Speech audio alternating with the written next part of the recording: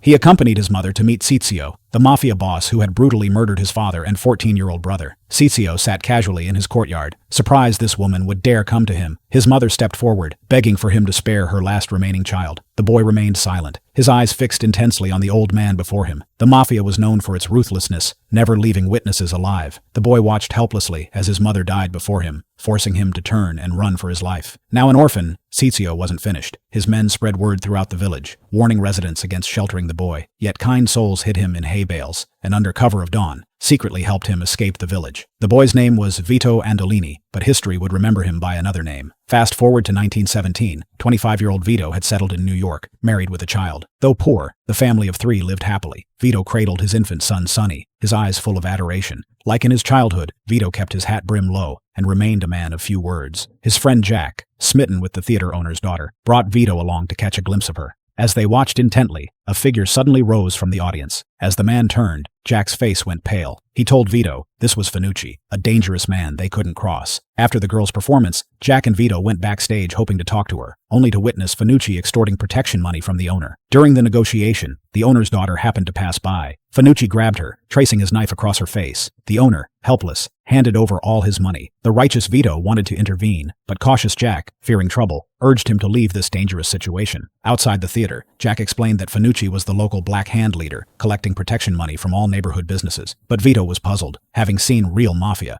Fanucci seemed like mere street muscle to him. Days later, Fanucci visited the grocery store, leaving satisfied after talking with the owner. Jack's father told Vito that Fanucci wanted his nephew employed there, but with sufficient staff already, they had to let Vito go to make room. Vito didn't blame the owner, instead offering comfort and expressing gratitude. Previous conversations with his wife revealed the owner hadn't treated him well, yet Vito held no grudge, voluntarily leaving the store. The guilty owner chased after Vito, offering food as compensation, but Vito declined with a smile. Despite losing his job, Vito remained optimistic, even bringing his wife a pear. From then on, he regularly bought her fruit. Though poor, their marriage was harmonious. The next day, Vito met his neighbor who had asked him to hide guns, a chubby man named Clemenza. After confirming the items were safe at Vito's, Clemenza offered an expensive rug in thanks. After coffee, they went to collect the rug, arriving at an upscale residence. Clemenza claimed it was his friend's home, but after knocking and finding no one home and no key left behind, he pulled out tools and began picking the lock. Vito gradually understood the situation. This was clearly a wealthy household. Both men now knew the score. Clemenza skillfully rolled up the rug, while Vito stood awkwardly aside. Suddenly, a knock at the door. A passing patrol officer peered inside. Vito remained still and silent, while Clemenza hid behind the door, gun drawn. If the officer entered, there could only be one outcome. America was in a chaotic era, violence and crime spreading through every corner of the city, becoming the only shortcut to wealth for poor immigrants. For the first time, Vito felt the impact in his core, as the gears of fate began to turn silently. Vito Corleone was revered as the Godfather, controlling New York's largest unions and casinos, while serving as a protector for common merchants. On his daughter Connie's wedding day, prestigious politicians and families gathered at the Corleone home. Many friends seized this opportunity to seek the Godfather's help. The first visitor, like the Corleones, was an Italian immigrant, a funeral director whose daughter had been brutally beaten by 2 thugs, leaving her disfigured. The court had merely sentenced them to 3 years probation. So he came to Corleone, because in New York back then, what justice the law couldn't provide, Corleone could. The Don didn't immediately grant his request, for he helped others not for money, but to make friends. The undertaker, understanding, bowed to kiss his hand, addressing him as Don Corleone. The second was a baker, whose future son-in-law faced deportation to Italy. He wanted Corleone's help to keep him in America. Only the third visitor sought nothing, coming purely out of respect for the Don.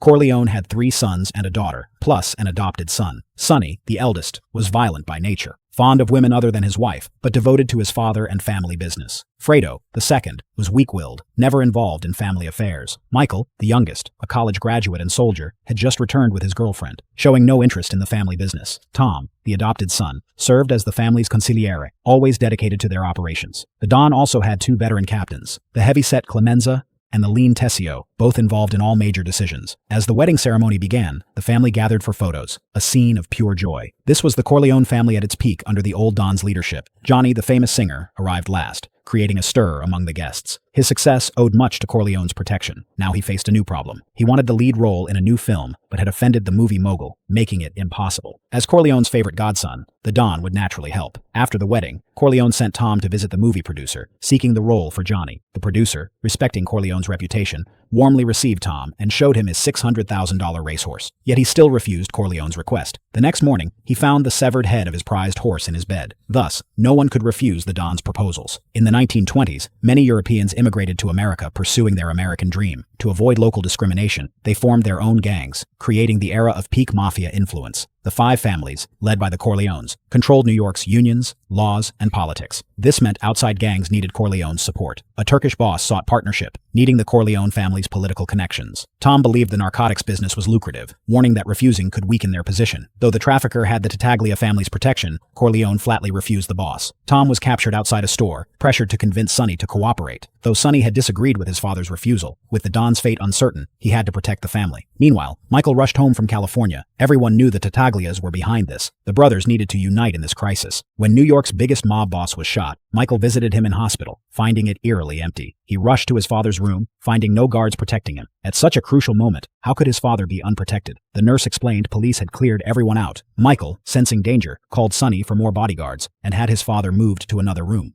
As Michael prepared to relocate to escape assassination attempts, his bodyguard's unusual behavior raised suspicions. His naive wife urged him to get in the car, but Michael sensed something was wrong. With Sonny gunned down and Michael targeted for assassination, the once mighty Corleone family stood at the precipice. Corleone had only one option left: compromise. He invited the five families to a peace conference to end the bloodshed. Barzini, the most powerful, acted as mediator but aligned with Tattaglia. They complained that Corleone hoarded political connections, unwilling to share with others. Corleone immediately countered that he'd never refused them anything, except once: the flower business. Barzini spoke directly, declaring it was now the era of narcotics, that Corleone's thinking was outdated. Other families chimed in, supporting the drug trade. Corleone now saw everything clearly. The other families had conspired together. With the tide against him, he could only secure one final condition for his family. The meeting ended in temporary peace, with Corleone conceding to share his political connections for the other family's drug operations. On the way back, Corleone told Tom that Barzini was their greatest enemy, the puppet master behind it all. But he was too old now to continue the fight.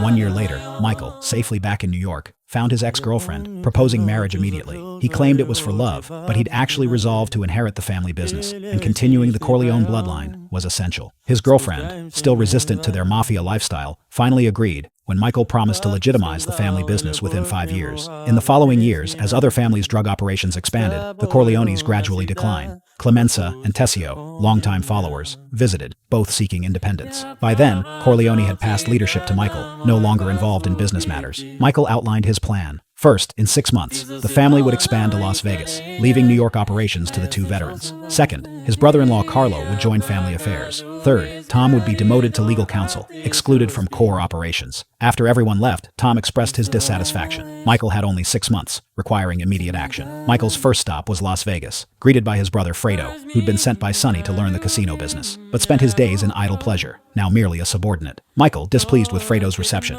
dismissed the women and band. Johnny, now a Hollywood star, was told it was time to repay the Don. Michael wanted him to sign a performance contract to attract customers to the Corleone family's future casino. Johnny readily agreed, but there was a prerequisite. How could the Corleones have casino business in Las Vegas? The key figure, Mo Green, Vegas's true boss controlling casinos, hotels, and the entire chain, arrived late. Michael, seeing through Green's deliberate difficulty, stated his intentions directly. After negotiations, Green lost patience, and they argued bitterly. After Green left, Fredo lectured Michael about reckless behavior in others' territory. Back in New York, Michael's plans weren't progressing smoothly. Corleone, watching worriedly, warned Michael that Barzini, the old fox, would surely strike. Whoever invited Michael to meet Barzini would be the traitor. This became their final conversation.